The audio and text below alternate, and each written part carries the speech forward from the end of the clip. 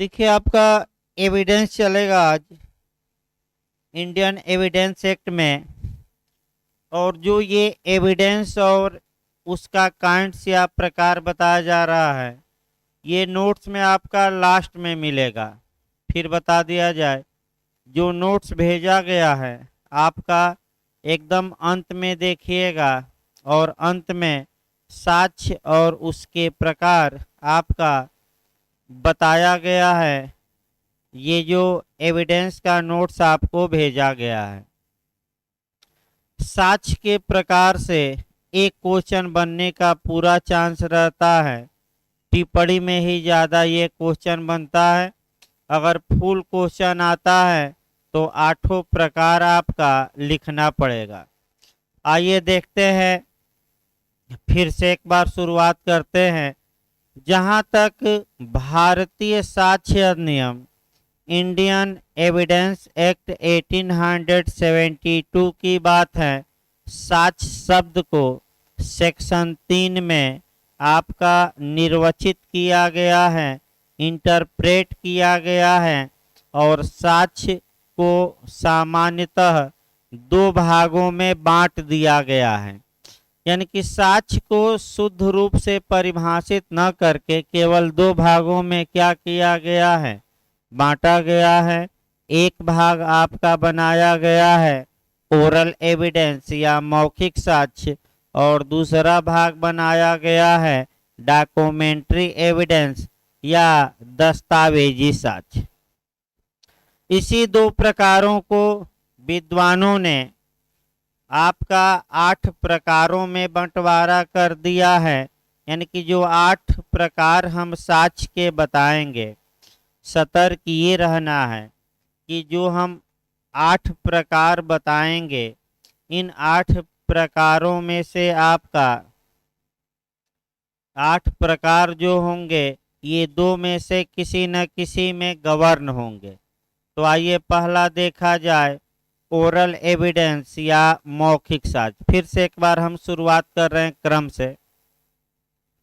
Oral evidence या पहला है मौखिक साक्ष्य। इस पर भी आपका टिप्पणी बन सकता है।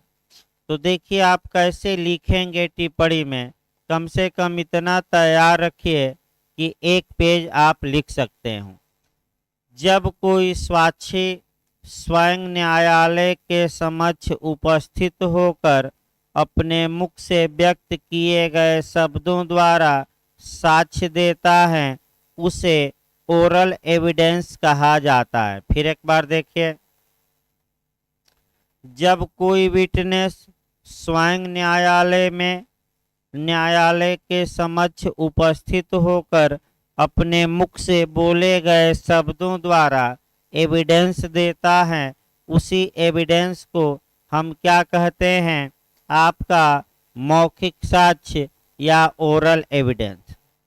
जहाँ तक ओरल एविडेंस की लीगल परिभाषा की बात है, विधिक परिभाषा की बात है, साक्ष्य अधिनियम की धारा 3 में मौखिक साक्ष्य को भाई परिभाषित करते हुए यह कहा गया है कि भाई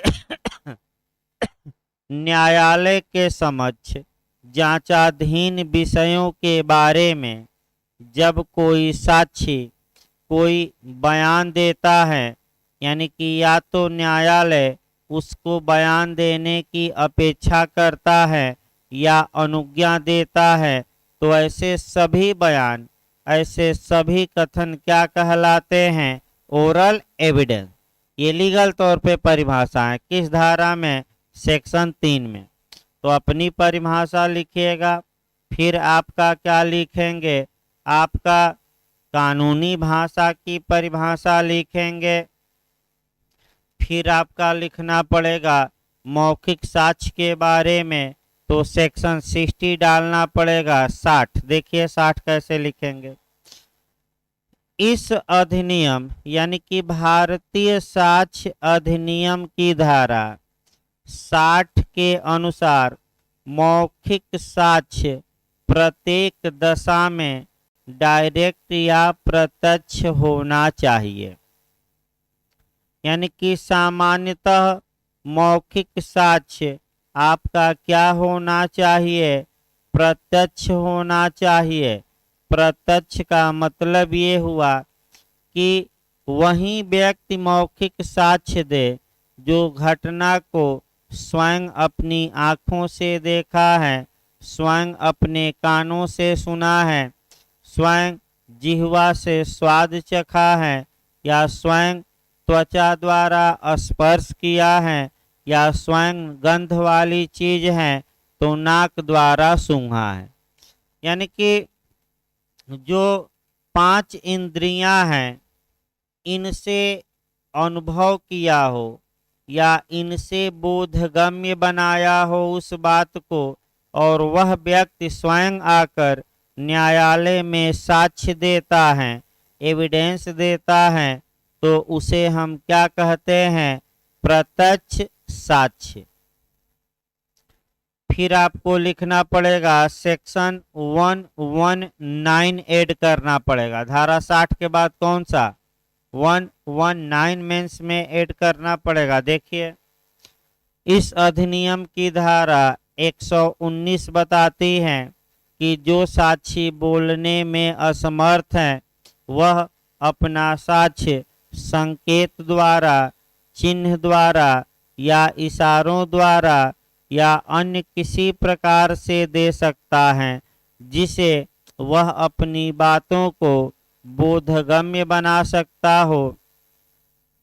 यानी कि जो साक्षी बोल नहीं सकता वह भी सक्षम साक्षी होगा और इंडिकेशन द्वारा या चिन्ह बनाकर या अन्य किसी प्रकार से वह अपना साक्ष्य दे सकता है।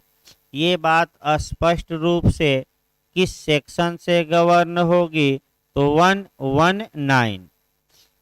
119 के बाद आपका एक केस लिखिएगा।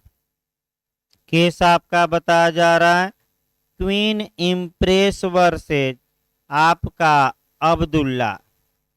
क्वीन इम्प्रेस बनाम अब्दुल्ला लिखिएगा। कल भी बताया गया था इस केस को। 1885 का केस है। ये इलाहाबाद हाई कोर्ट का केस है। कुल 4 जज थे, 3-1 से निर्णय आया। मुख्य न्यायाधीश पूछा जाता है पैथरम थे। अल्पमत में निर्णय जस्टिस महमूद ने दिया और यह केस शुद्ध रूप से डीडी या डाइन डिक्लेरेशन या मृत्युकालिक कथन पर आधारित है। देखिए आपका इस केस में होता क्या है, एक दुलारी नामक बेश्या रहती है, उसका गला काट दिया जाता है, सांस नली कट जाती है उसकी और वह बोल नहीं पा रही है। तब मजिस्ट्रेट उसका बयान लेने आते हैं और मजिस्ट्रेट जब अब्दुल्ला का नाम लेते हैं तो वह हाथ से इशारा करती हैं और अपना सिर भी क्या करती हैं, सकारात्मक हिलाती हैं। मजिस्ट्रेट द्वारा इन इशारों को लिख लिया जाता है। निचला न्यायालय इन इशारों को या संकेतों को ओरल एविडेंस मानता है, कोर्ट ऑफ सेशन, और आपका एविडेंस मानते हुए चूंकि वह औरत 2 दिन बाद मर गई थी अतः मृत्युकालिक कथन स्वीकार करते हुए और अभियुक्त को सजा दी जाती है। अभियुक्त अपील में हाई कोर्ट जाता है।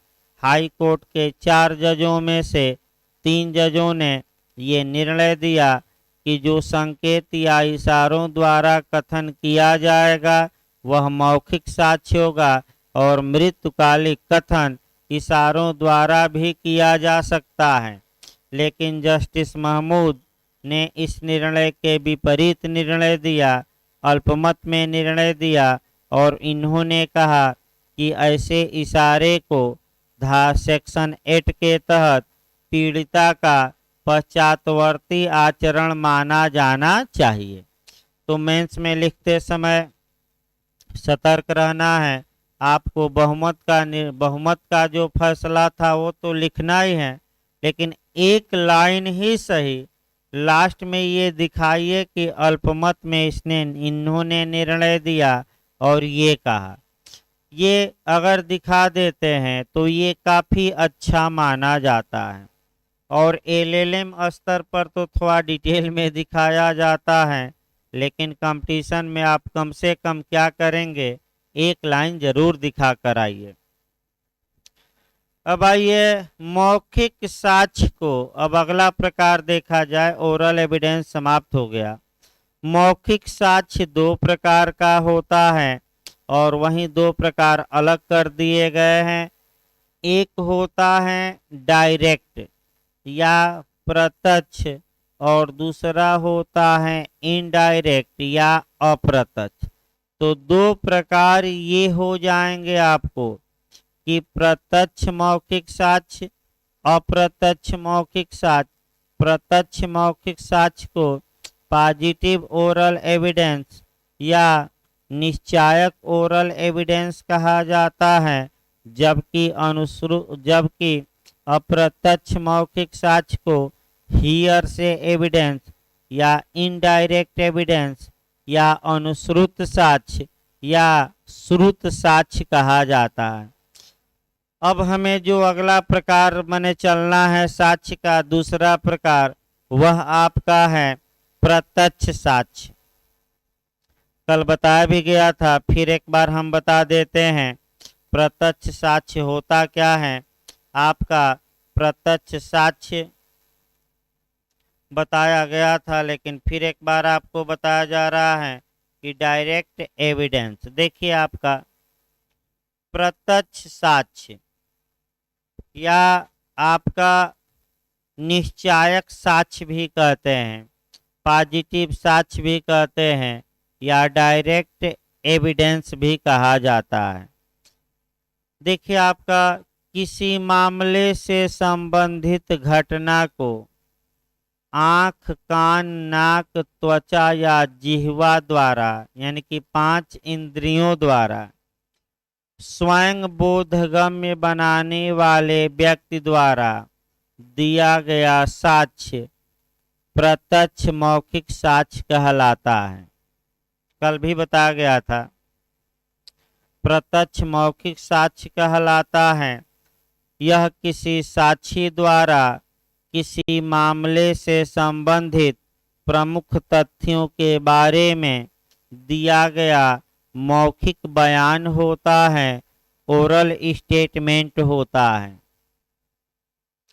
धारा 60 के अनुसार यानी कि धारा 60 प्रत्यक्ष साक्ष्य के सिद्धांत को बताती है और सेक्शन 60 के अनुसार प्रत्यक्ष साक्ष्य चाहे कैसी भी अवस्था हो, आपका धारा 60 के अनुसार ओरल एविडेंस या प्रत्यक्ष साक्ष्य चाहे कैसी भी अवस्था हो, आपका डायरेक्ट होना चाहिए, यानी कि मौखिक साक्ष्य प्रत्यक्ष होना चाहिए।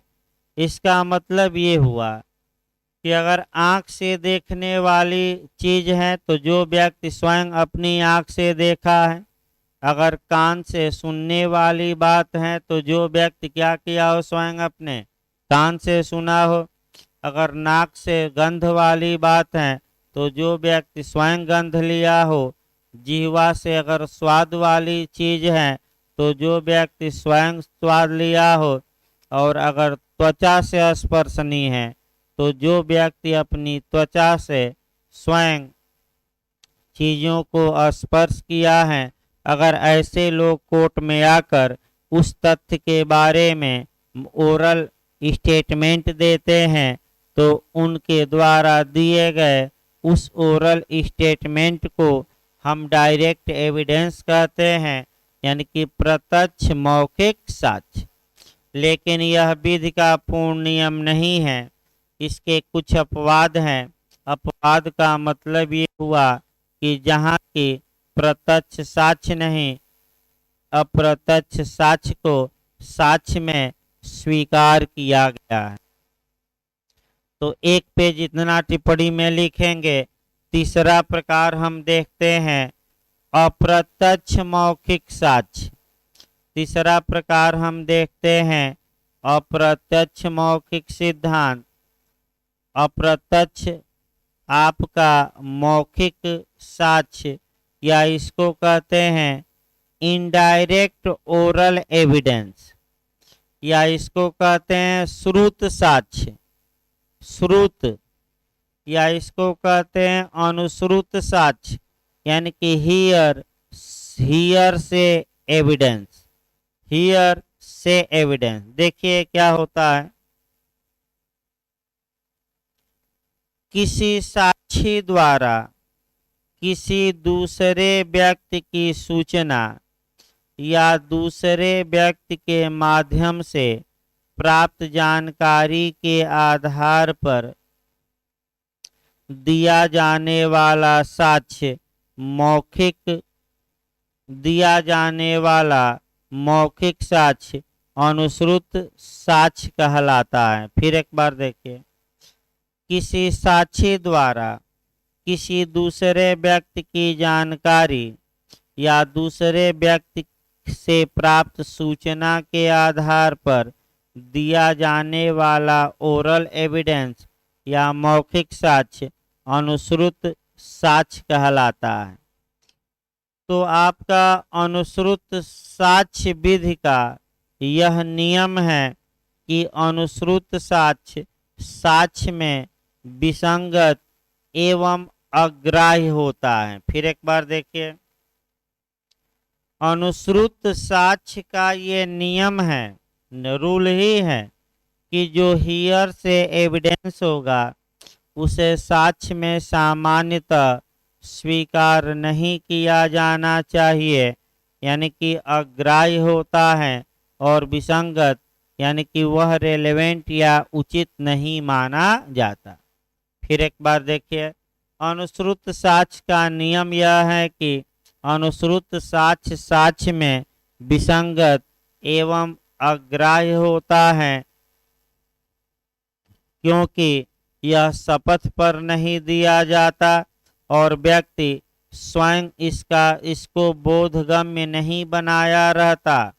इस कारण से शपथ पर भी नहीं दिया जाता, व्यक्ति स्वयं इसे बोधगम्य भी नहीं बनाया रहता, और अनुश्रुत साक्ष्य में विसंगत एवं अग्राह्य है। तो अनुश्रुत साक्ष्य का ये जो रूल है सेक्शन 60 यानी कि धारा एविडेंस के 60 में समाहित है, यानी कि फिर आप जोड़ेंगे कौन सी धारा, 60। फिर आप लिखेंगे, परंतु यह विधि का एब्सोल्यूट रूल या पूर्ण नियम नहीं है। साक्ष्य अधिनियम में कुछ ऐसी दशाएं दी गई हैं जहां की अनुश्रुत साक्ष्य में सुसंगत एवं ग्राह्य घोषित किया गया है। फिर देखिए, साक्ष्य अधिनियम में कुछ ऐसी कंडीशन दी गई हैं, कुछ ऐसी दशाएं दी गई हैं जहां की अनुश्रुत साक्ष्य को हियर से एविडेंस को साक्ष्य में सुसंगत और आपका ग्राह्य घोषित किया गया है, मैंने स्वीकार किया गया है। अब देखिए, ये क्वेश्चन बिहार जे में मेंस में भी आया है। तो जब आप मेंस में लिखेंगे तो भाई भूमिका तो लगभग यही रहेगी, लेकिन जो एक्सेप्शन है मेंस में उसको 2 पेज कर देंगे, और जब टिप्पणी में आया तो एक एक लाइन क्या करेंगे, उसका उल्लेख। फिर एक बार समझिए, अगर मेंस में आता है तो जो हम अपवाद बता रहे हैं फुल क्वेश्चन है तो उसको 5-5 लाइन बढ़ा देना है, और अगर केवल टिप्पणी में आए तो ऐसी दशा में आपका एक एक लाइन केवल क्या कर देना है, उल्लेख कर देना है। अर्थात हम ये अब बताने जा रहे हैं कि कौन कौन सी ऐसी परिस्थितियां हैं जहां की साक्ष्य अनुश्रुत है, हियर से हैं, फिर भी उसे एविडेंस रेलेवेंट बनाता है और उसे स्वीकार किया जाता है। तो एक एक परिस्थिति देखनी है। पहली परिस्थिति आपका हो गया रेस जेस्टे, एक ही व्यवहार का भाग, तो सेक्शन 6, कौन सा सेक्शन मारेंगे? 6। दूसरा आपका हो गया एडमिशन तथा कन्फेशन, यानी कि स्वीकृति तथा संस्वीकृति, और धारा 17 से लेकर 31, यानी कि सेक्शन 17 से लेकर 31। अब जब फुल क्वेश्चन आए तो इसी को क्या करना है, डिटेल में कर देना है। तीसरा आइए लेखा पुस्तकों की प्रविष्टियां, यानी कि जो अकाउंट में एंट्री की गई है वह आ जाएगा, तो सेक्शन है 34 और 35, 34 और 35। फिर आ गया आपका सेक्शन 33, यानी कि पूर्वकालिक कथन, पूर्वकालिक साक्ष्य आ जाएगा आपका सेक्शन 33। फिर आपका आ जाता है 32 के 8 खंड, यानी कि 32 में कितना दिया गया है? 8 खंड दिया गया है, जिसमें पहला जो खंड है वह आपका कौन सा है? मृत्युकालिक कथन। तो इस प्रकार आपका टिप्पणी में आएगा तो कैसे लिखना है ये हमने बताया। आपका जो साक्ष्य का तीसरा प्रकार था वह भी आपका समाप्त हो गया। आइए चौथे प्रकार पर चला जाए। जहाँ तक साक्ष्य के चौथे प्रकार की बात है, ये भी क्वेश्चन आजकल बन रहा है, आपका प्री में भी बनता है, इंटरव्यू में भी बनता है और कंपटीशन में भी बन सकता है। आइए हम लोग देखते हैं। साक्ष्य के चौथे प्रकार में हम देखेंगे real evidence. Real evidence, real evidence या इसको कहते हैं वास्तविक साक्ष्य। रियल एविडेंस या वास्तविक साक्ष्य, या हम कहते हैं वस्तु साक्ष्य। इसको हम क्या कहते हैं? वस्तु साक्ष्य।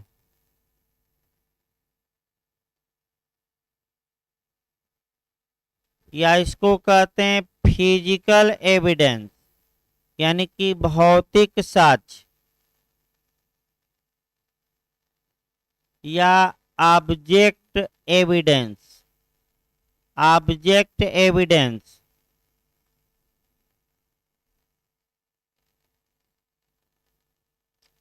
ऑब्जेक्ट एविडेंस रियल एविडेंस के नाम से ज्यादा प्रसिद्ध है, या वस्तु साक्ष्य, वास्तविक साक्ष्य या भौतिक साक्ष्य। देखिए क्या होता है, वह साक्ष्य जो न्यायालय को प्रत्यक्ष रूप से संबोधित किया जाए, यानी कि वह साक्ष्य जो न्यायालय को प्रत्यक्ष रूप से संबोधित किया जाए, अर्थात न्यायालय या जूरी की ज्ञानेंद्रियों को संबोधित साक्ष्य को ही रियल एविडेंस कहा जाता है। यानी कि उनकी ज्ञानेंद्रियों को क्या किया जाता है? आपका कह सकते हैं कि संबोधित किया जाता है। इसमें आपका भौतिक पदार्थों को एविडेंस के रूप में पेश किया जाता है। कौन सा पदार्थ? भौतिक पदार्थ। इन पदार्थों में आपका निर्जीव एवं सजीव वस्तुएं दोनों आती हैं। प्री और इंटरव्यू के लिए भी काफी महत्वपूर्ण है। इसमें सजीव एवं निर्जीव वस्तुएं दोनों आती हैं। इंग्लिश विधि के तहत इसे थर्ड कैटेगरी का एविडेंस माना गया है। यानी कि इंग्लैंड के कानून के अनुसार इसे तृतीय श्रेणी का साक्ष्य माना गया है, जबकि भारत में आपका इसे मौखिक साक्ष्य माना गया है। भाई याद रखिएगा कौन सा साक्ष्य माना गया है, ओरल। अब भारत में इसे मौखिक साक्ष्य माना गया है, इसका प्रमाण आपको देना होगा और इसका प्रमाण है धारा 60 का प्रोविजो। लिख लीजिए वहाँ पर। देखिए आपका नोट्स में थोड़ा संशोधन कर लीजिएगा, सेक्शन नहीं है, फिर बताया जाए। इसे ओरल एविडेंस में माना जाएगा और इसका प्रमाण हम बता रहे हैं। इसका उल्लेख धारा 60 के प्रोविजो में है, परंतु में है धारा 60 के, जहां यह स्पष्ट कहा गया है कि अगर कोई भौतिक पदार्थ है और न्यायालय के निरीक्षण के लिए पेश किया जाता है तो उसे क्या माना जाएगा, ओरल एविडेंस ही माना जाएगा, मौखिक साक्ष्य माना जाएगा। ये अपने मन से नहीं बताया जा रहा है, ये कहाँ दिया गया है, धारा 60 के कहाँ, प्रोविजो में। ये इंटरव्यू में पूछा गया है और प्री में भी। चूंकि इसके अंतर्गत आपका भौतिक पदार्थों को पेश किया जाता है, चाहे वह निर्जीव हो या सजीव।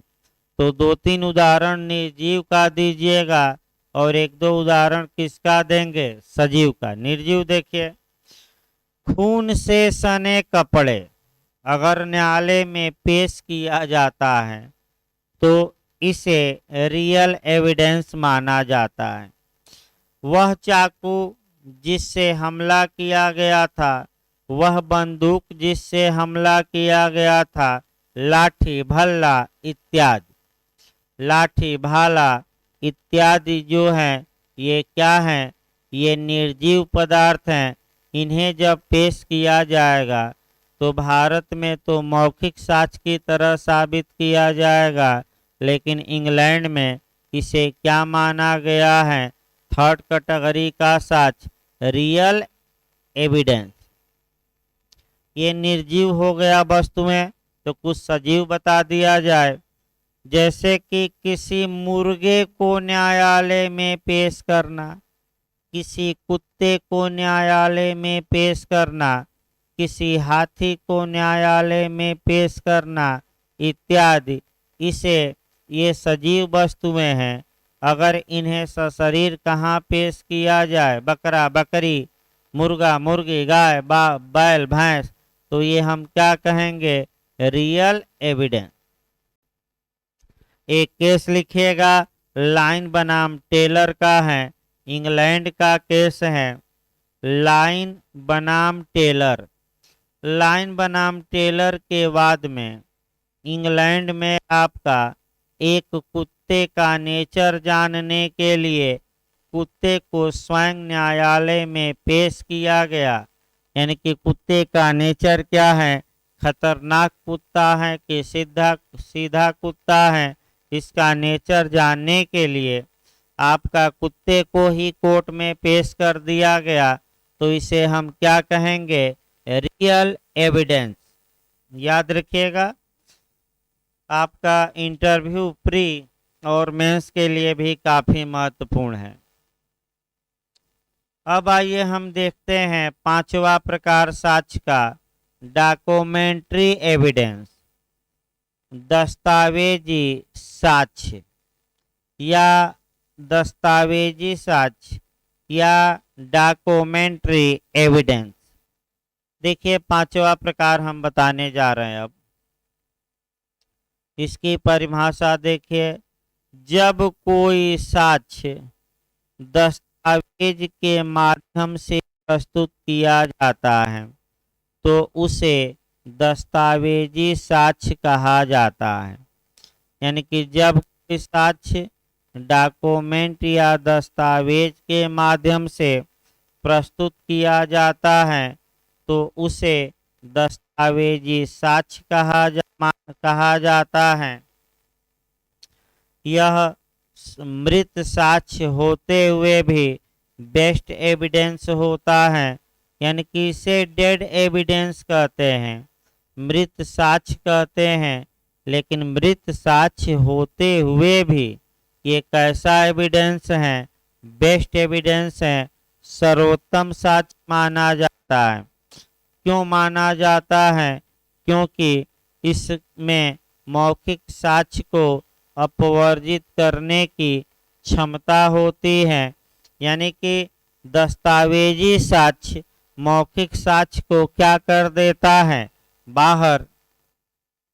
और एविडेंस का अध्याय 6 जो 91 से लेकर 100 तक है, यानी कि एविडेंस का चैप्टर 6 जो 91 से लेकर 100 तक है, इस अध्याय में यह सिद्धांत समाहित है कि दस्तावेजी साक्ष्य द्वारा मौखिक साक्ष्य का क्या किया जाएगा, अपवर्जन। दस्तावेजी साक्ष्य दो प्रकार का होता है, एक प्राइमरी, दूसरा सेकेंडरी, यानी कि एक प्राथमिक साक्ष्य और दूसरा कौन सा, द्वितीयक साक्ष्य। पांचवा प्रकार भी आपका हो गया। चूंकि डॉक्यूमेंट्री एविडेंस दो प्रकार का होता है, तो अब उन दोनों प्रकारों को देखना है। देखिए, प्राथमिक साक्ष्य।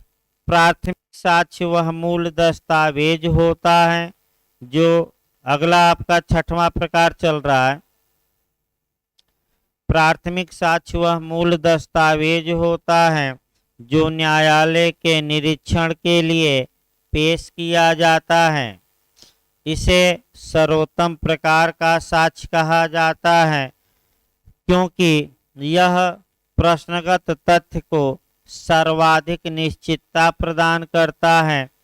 सर्वोत्तम साक्ष्य होने के कारण विधि यह अपेक्षा करती है कि पहले प्राथमिक साक्ष्य ही पेश किया जाए, प्राथमिक साक्ष्य ही पेश किया जाए। ये कानून अपेक्षा करता है, मूल कॉपी पेश किया जाए।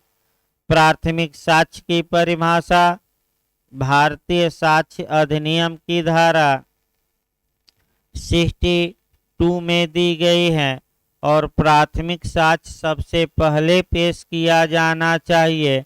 इसका उल्लेख इस अधिनियम की धारा 64 में दिया गया है और 65 में उन दशाओं का उल्लेख किया गया है जहां की कोई व्यक्ति द्वितीयक साक्ष्य पेश कर सकता है।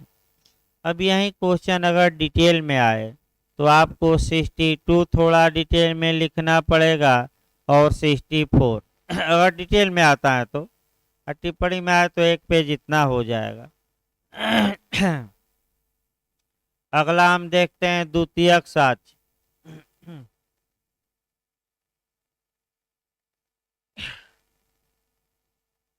या सेकेंडरी एविडेंस, या इसको निकृष्ट साक्ष्य कहते हैं।